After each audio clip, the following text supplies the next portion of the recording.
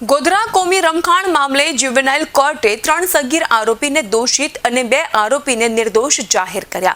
સગીર આરોપીઓ સામે જ્યુવેનાઇલ કોર્ટમાં ચાર્જશીટ કર્યા બાદ કોર્ટે મહત્વપૂર્ણ ચુકાદો આપ્યો। કોર્ટના ચુકાદામાં 6 સગીર આરોપીમાંથી એક આરોપી અગાઉ જ એક્વિટાઇન્ટ થઈ ચૂક્યો હતો, જ્યારે બાકી રહેલા 5 આરોપી પર કેસ ચાલી રહ્યો હતો। જ્યુવેનાઇલ કોર્ટે 3 સગીર આરોપીને દોષિત જાહેર કરી 3 વર્ષની સજા ફટકારી છે, જ્યારે કે 2 આરોપીને પુરાવાના અભાવે નિર્દોષ જાહેર કર્યા। તારીખ 27/2/2002 બનાવને લઈ પ્રોસિક્યુશન દ્વારા અલગ અલગ નંબરથી અલગ અલગ આરોપી વિરુદ્ધ ચાર્જશીટો ફાઇલ કરવામાં આવી હતી, જે પૈકી 6 બાળકો કે જેને કાયદામાં કાયદા સાથે સંઘર્ષમાં આવે બાળક તરીકે ઓળખવામાં આવે છે, એવા 6 બાળકો પૈકી નામદાર જ્યુવેનાઇલ કોર્ટ સમક્ષ પણ ચાર્જશીટો ફાઇલ કરવામાં આવી હતી।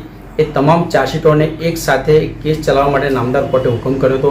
એ મુજબ એક સરખો પુરાવો બધા કેસમાં નોંધવામાં આવ્યો હતો અને એ પુરાવો નોંધતા ટ્રાયલ દરમિયાન એક કાસાબા મરણ જતા એના પૂરતો કેસ એબેટ કરવામાં આવ્યો હતો, જ્યારે 5 કાસાબા સામે નામદાર જ્યુવેનાઇલ બોર્ડ સમક્ષ આખી ટ્રાયલ ચલાવવામાં આવી છે। જે ટ્રાયલ દરમિયાન આજ રોજ નામદાર કોર્ટે પોતાનો ચુકાદો જાહેર કરેલો છે અને જે ચુકાદા મુજબ કાસાબા નંબર 1 અને કાસાબા નંબર 3 કે જેઓને નામદાર જ્યુવેનાઇલ બોર્ડે નિર્દોષ ઠરાવી છોડી મૂકેલા છે, જ્યારે કાસાબા નંબર 2